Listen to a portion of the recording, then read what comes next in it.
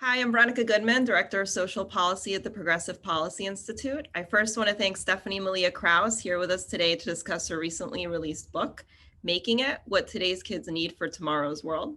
Stephanie is an education and workforce development expert who has been working for years on policies at the intersection of school and work. So thank you, Stephanie, for making the time to discuss your book with me today. Yeah, I'm so excited to be here. Yes, thank you. Making it goes beyond the question of what young people need to succeed in school to ask what they need to be ready for life. And in it, you explore the four currencies that today's kids need to make it in tomorrow's world, which you describe as competencies, connections, credentials, and cash. So just to get us started, could you please briefly introduce yourself, share a little bit about your background and experience working on these issues and your motivation for writing this book in particular? Yeah, I'll try, Veronica, for sure. And I think we were just talking before the recording began that we're both moms. And so the motivation behind this book sort of thickens and deepens the farther into motherhood I get, because today's kids are also my kids. And so this is a deeply personal topic for me. It was always one I was passionate about. My background is in education and social work. So I sort of have an interesting education personal journey myself. I'm a GED recipient proudly. And interestingly, the last year of school that I finished in the K-12 system was actually 8th grade. So I went to a little bit of 9th grade, a little bit of 10th grade, mostly chronically truant, and then have made a career out of having opinions on high school, even though I don't have like personal deep experience with it. But as an educator, this is pre-mom life, I saw how deeply affected my students were by the social and economic conditions of their life and what was happening in the community and the world around them. And I didn't have the training or tools to support them in that, to know where to send them, to know how to connect them, even to sort of make sense with them on what that impact was.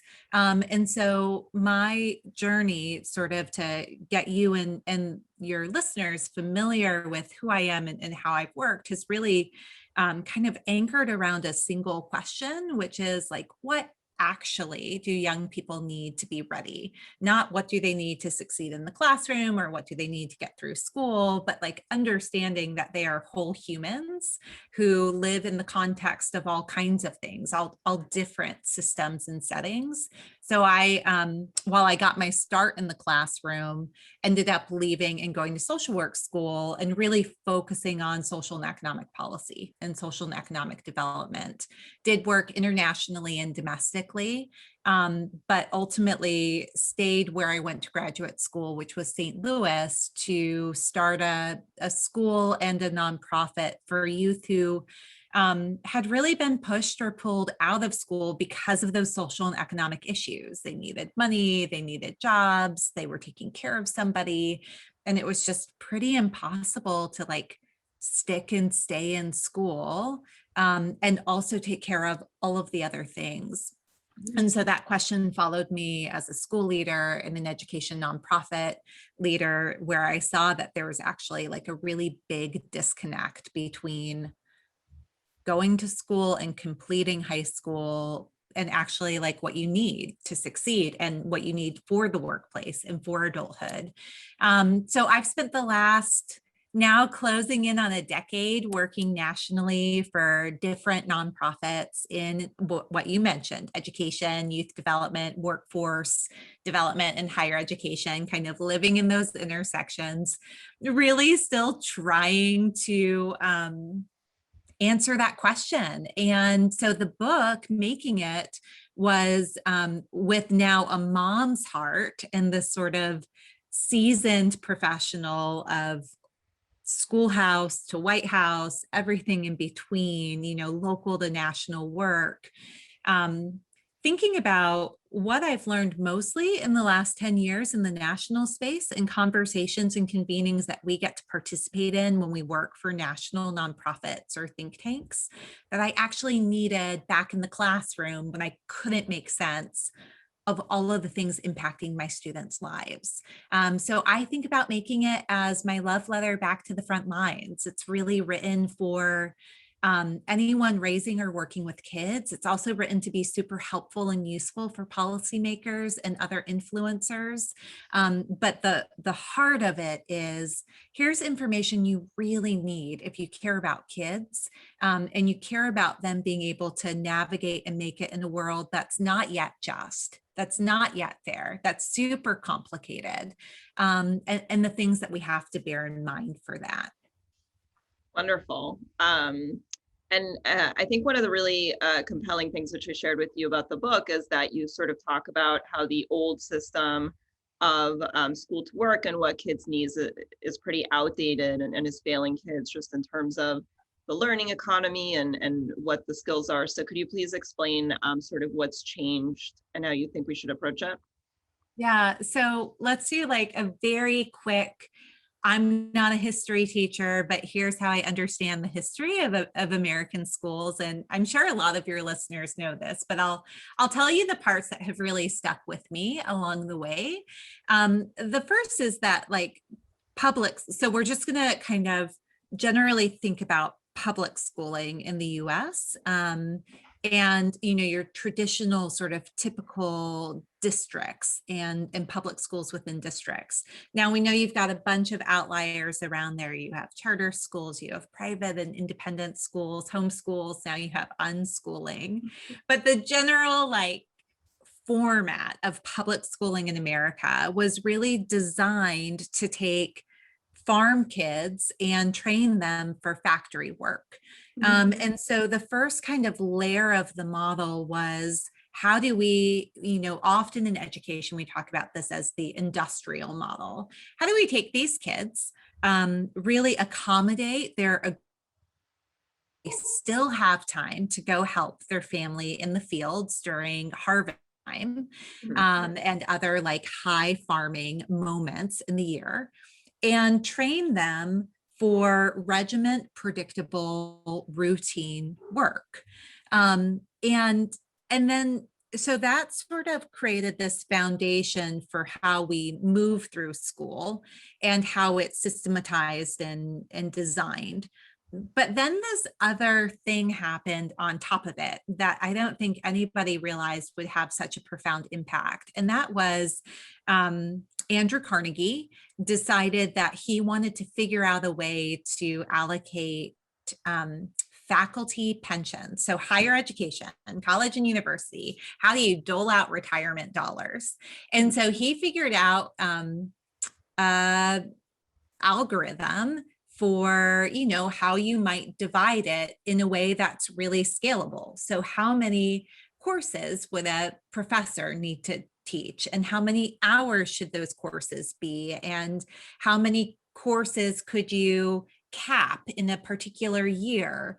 And so out of this desire to allocate pension, you start to see the formation of semesters and course load and credits.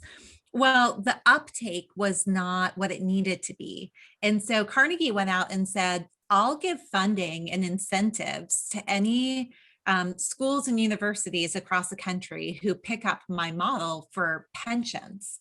And so what was designed for adults to get retirement time, the Carnegie unit, seat time, ended up becoming the mechanism on top of this industrial model for how everything in the public school is run, from the credits that kids get to how many hours and days a calendar might be, to how funding happens, and time really became proxy for quality.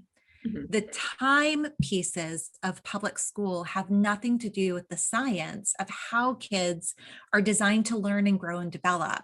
But it's easy. It's easy to dole out the funding. It's easy to cut up the calendar. It's easy to scale. It's easy to staff. And so time got baked in to all of these different pieces of policy and education infrastructure. So that's my history lesson. So here you have time baked in ways we never could have imagined, being this proxy for learning. And it doesn't actually match the science or research on what does it take to learn and what does it take to grow and to move forward in school. Oftentimes it bounds kids to learning that has to happen in a brick and mortar building, which the pandemic blew up, rather than being able to learn in the workplace or in the community or at home. And, we're pushing the boundaries here. So what needs to happen is this move from, this very old, inequitable, designed mostly for white farm kids, farm to factory, to now thinking about factory to future. And, the last thing I'll say here before turning it back to you is that the third part of this equation for schooling in the US, so you've got the sort of farm to factory piece, you have time as a proxy for quality, but the third part here is what we see as a social contract in the US. And I'd be super curious from a PPI perspective, like what you all think about or talk about from this. But this is the mindset of the ladder of opportunity, getting by and doing good in America, that the way to succeed in the US is that you go through school, you graduate, you get a diploma, you go to a 4-year college, you get a degree, you know what you're going to be when you grow up. Then you get a series of jobs and promotions or better jobs, better pay, save some money, save a lot of money, eventually retire and leave things better off for your kids. And that formula for success, or that social contract, never worked for everyone. But because of the rapid changes in the economy and socially and environmentally, now it doesn't work for anyone. And what you mentioned, the learning economy, we're actually entering into this place where people have to consistently and continuously learn to update and upgrade what they know and can do. And they have to continuously purchase new learning and work opportunities well into adulthood. You can't just decide what you're going to be when you grow up and then it's done and you're on the escalator. So that's the third piece. And so what you have is what we see: deep inequity, and a real need for a intensive updating or upgrading of what the learning experience is, either by designing new or tinkering within, or likely some combination.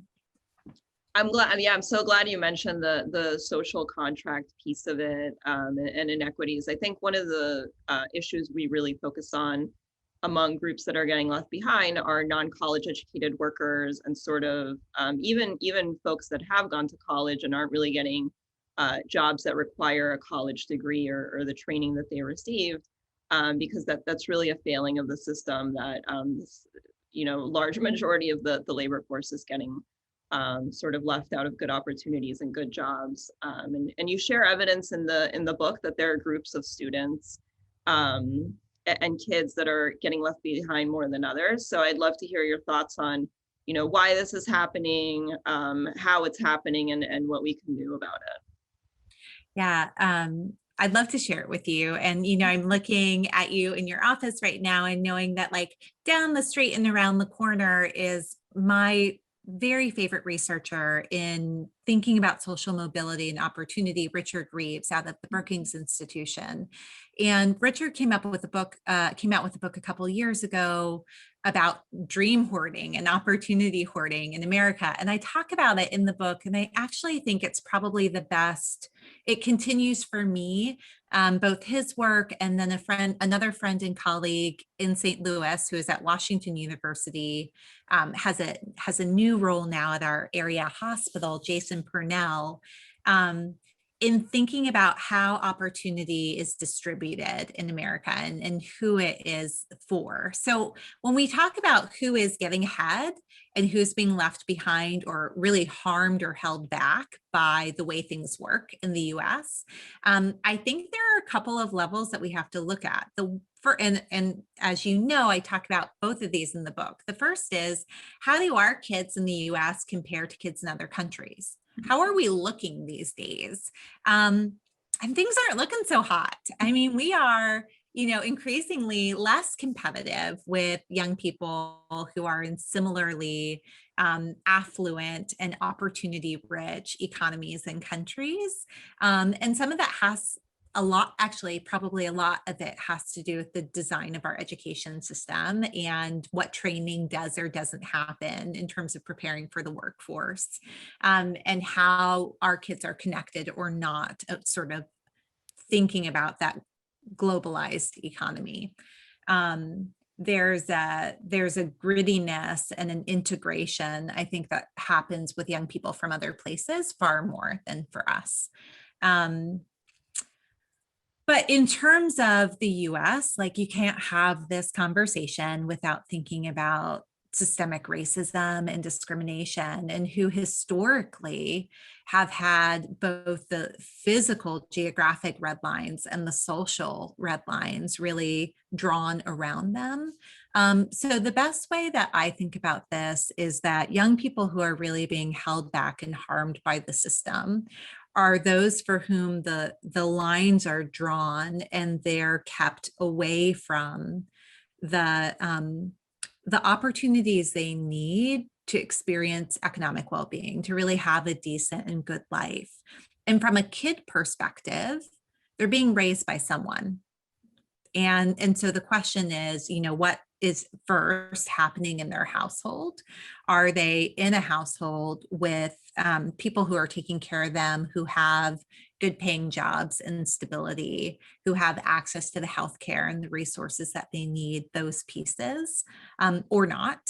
And then for them in their own learning and development, what kinds of educational and developmental opportunities are they surrounded by? So going back to Richard, what I really appreciate about his work in research, and I'd recommend it to anybody, is thinking about, we, especially as women, I think we know about the glass ceiling and not getting through, but he talks a lot about how that what is a glass ceiling for some is a glass floor for others, and that there's a level of opportunity and advantage that is unreachable by design, for so many folks. And that's everything from, again, the legitimate policy red lines of where are you living, to pretty arbitrary district zoning for public schools also, and what school can you go to, and then what after school or out of school programs are built around there, or healthcare centers or other supports. I think about this as kind of, some communities are a little bit, in the last few years, people have gotten comfortable talking about food deserts. And I think about, we actually have opportunity deserts in America, in these different rural and urban tribal pockets. And then even on, some of the outreaches of suburban communities as well.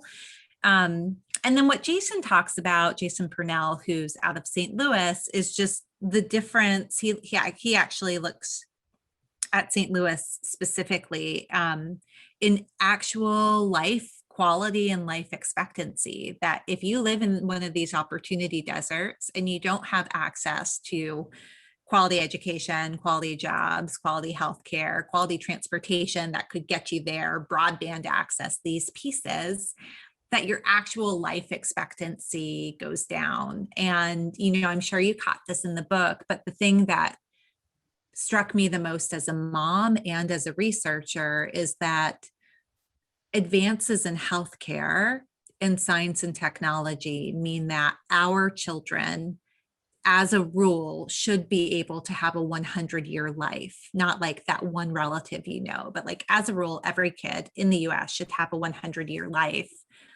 And yet we know that for kids who are living in these opportunity deserts, not only are there educational disparities, there are true profound life expectancy disparities. And who gets a long life and who gets a livable life is a question of who they are and where they live, and what's happening in their family. Sure. And so I feel like we've gone a little bit into it, but I think the four currencies that you describe are a really good framework for understanding some of these skills and disparities.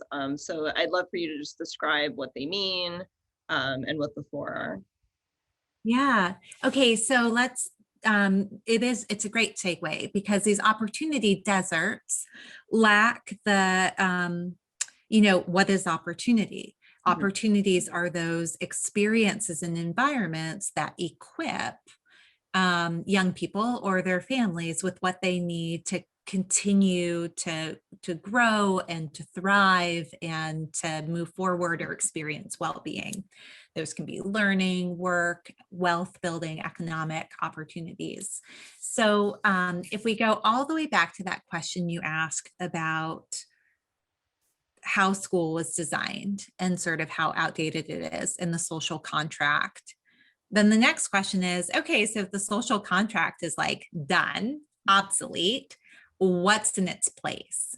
And so what I talk about in the book is that as young people transition into adulthood, and this is happening now, they enter into a really confusing and chaotic, rapidly expanding opportunity marketplace.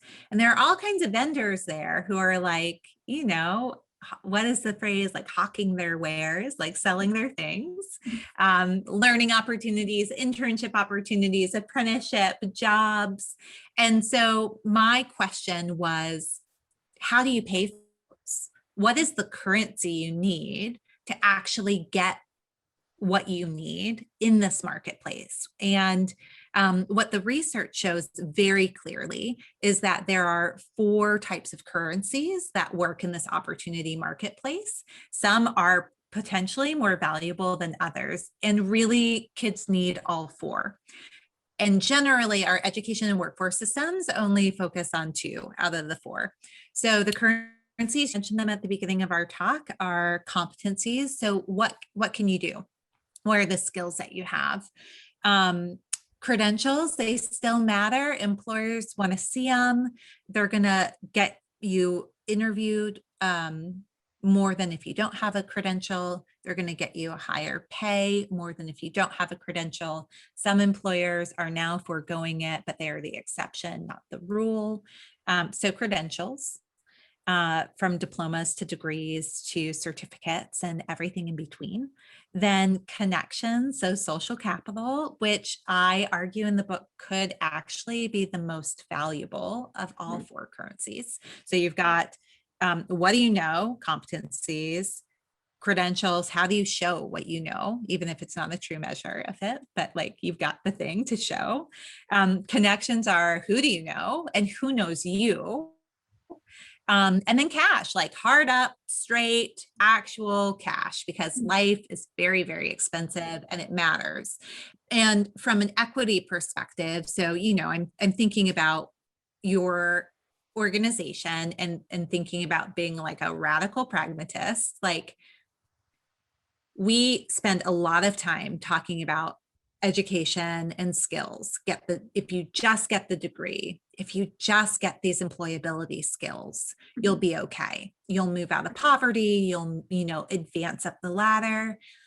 And I'm here to say that that is not true, that in the United States of America, the amount of opportunities that are based on knowing the right people, having the right social wealth and connections and networks, and having the cash to take a lower paid job or an unpaid internship or to go back to school or whatever else, like they are huge markers on how you get by.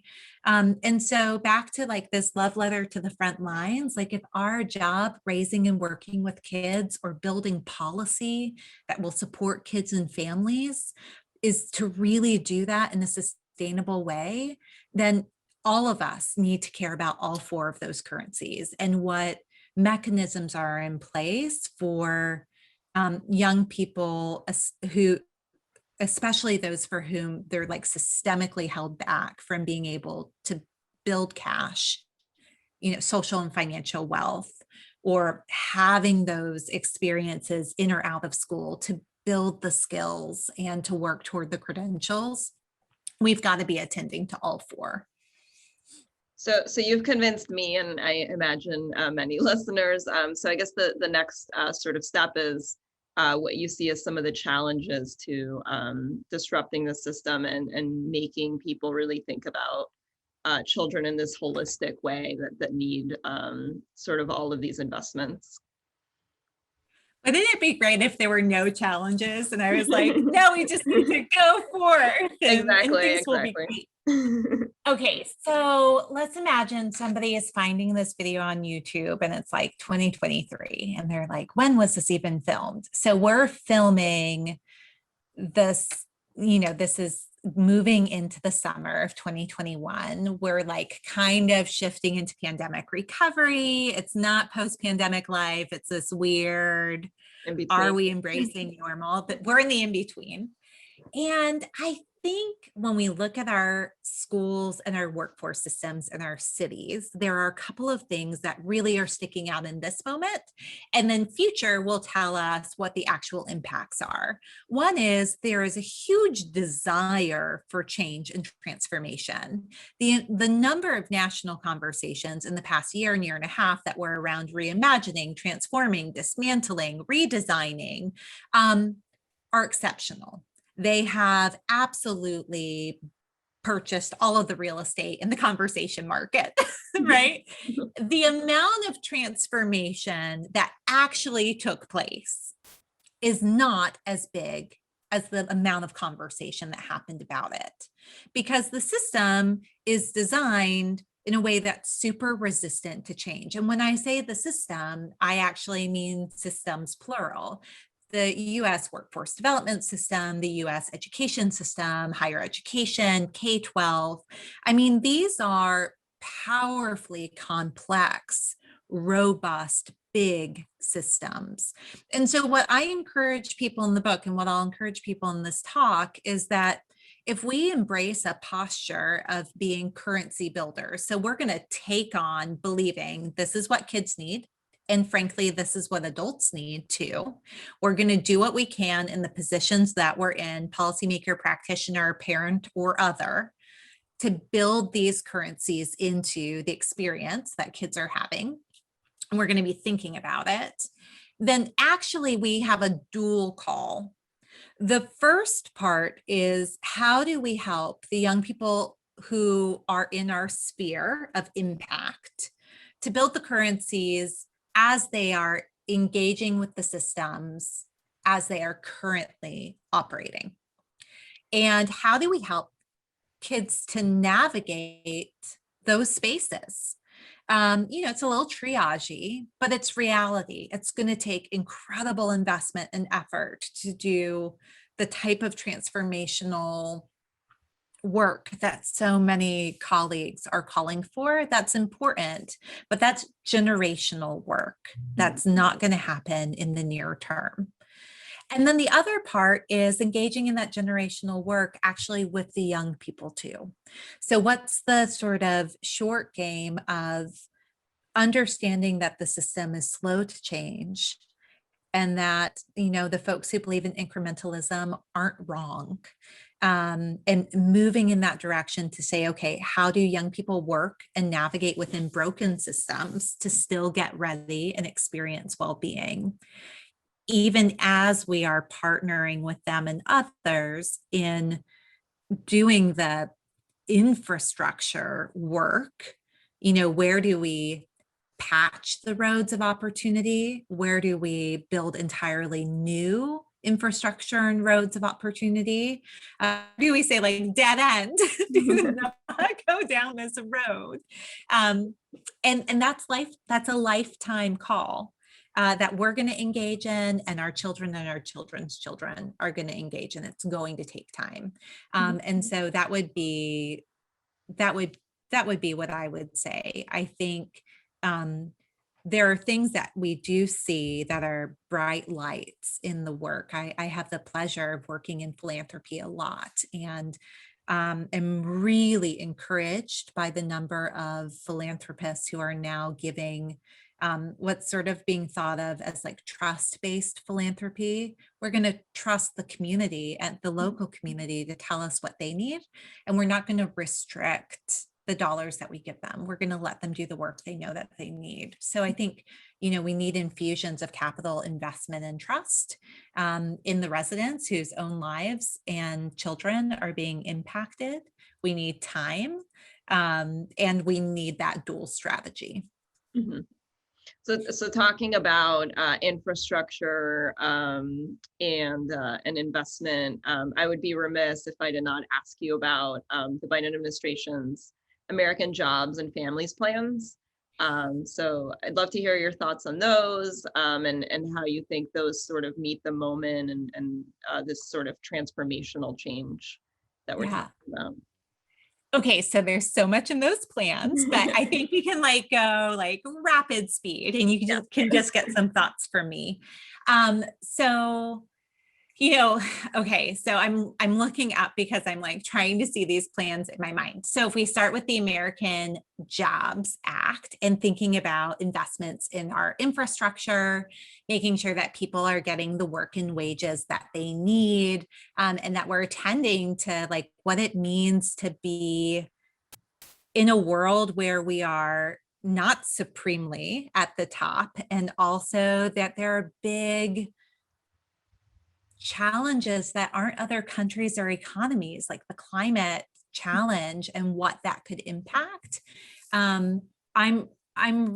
I'll say, just as a general blanket statement, I'm super encouraged by both plans. I think that they're very comprehensive and that they situate us in the moment that we're in and attend to promises that have needed to be claimed and worked on for some time. Infrastructure being a key one. Are we really overdue for that?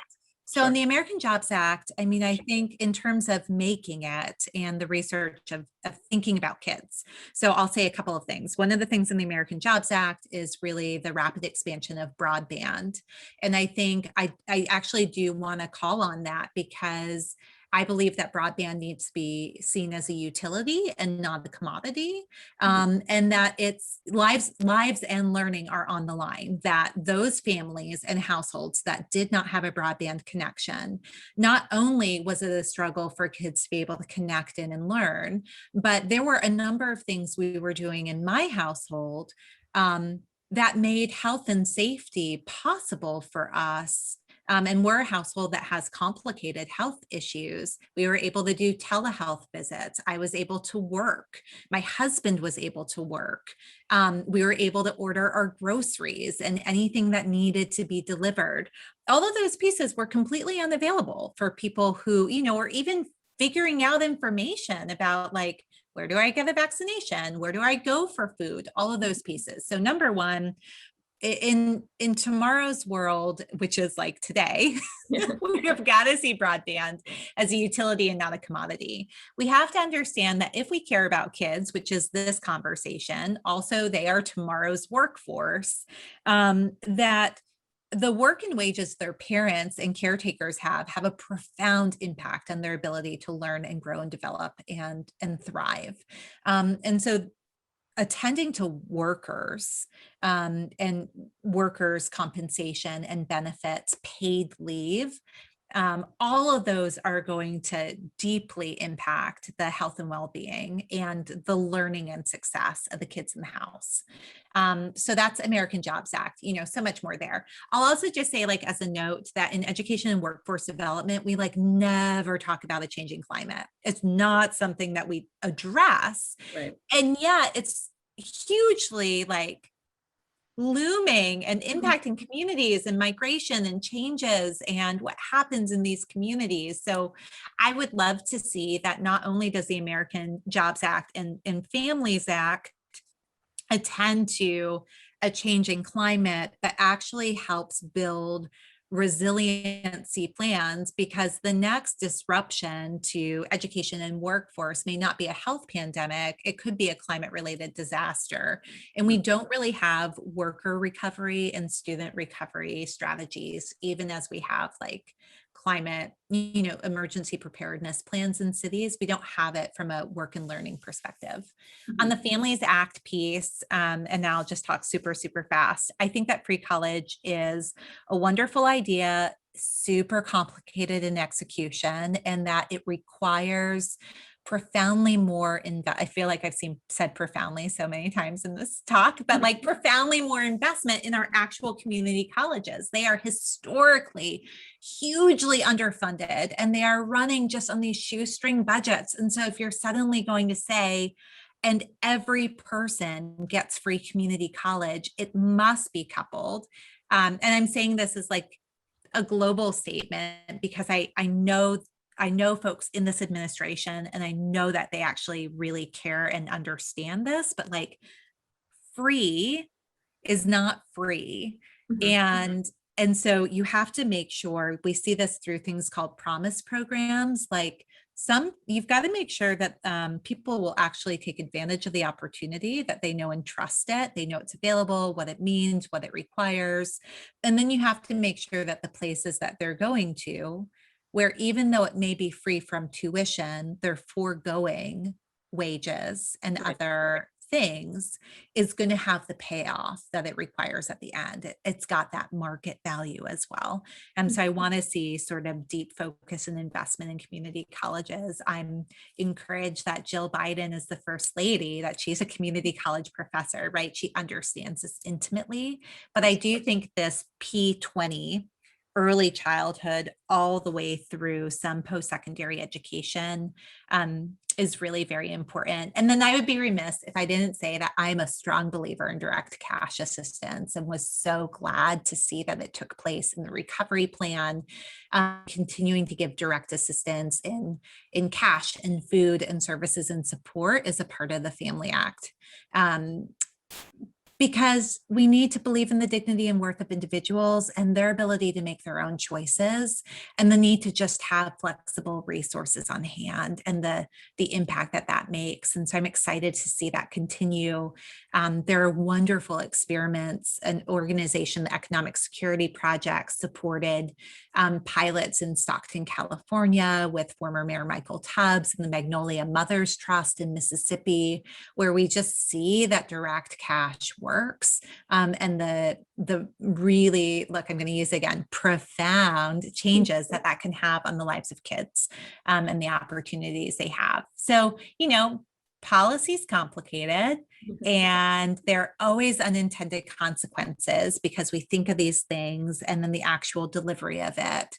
But from a platform and priority perspective, I'm actually really happy been put out. And the only thing missing is a real focus on actual like youth and adolescents. And so it would be amazing to watch the administration sort of roll out a national or federal youth agenda as well, because, our kids have experienced this in their own way, and their wiring and opportunities and the landscape has been really permanently reshaped from the last 2 years, not just the pandemic, the economic crisis, the racial uprisings, other things. And we could really use a youth agenda that looks at, the sort of fullness of who they are, what they need right now, and what they're going to need in the future. Sure. So on that note, this has been really interesting. And so thank you so much for taking the time to discuss your book and your research with me today. I hope folks take the time to get the book, making it, and read it. I definitely enjoyed it. And the book will be linked to the recording for this conversation. So thank you so much, Stephanie. Thanks, Veronica. Thanks for having me. Of course.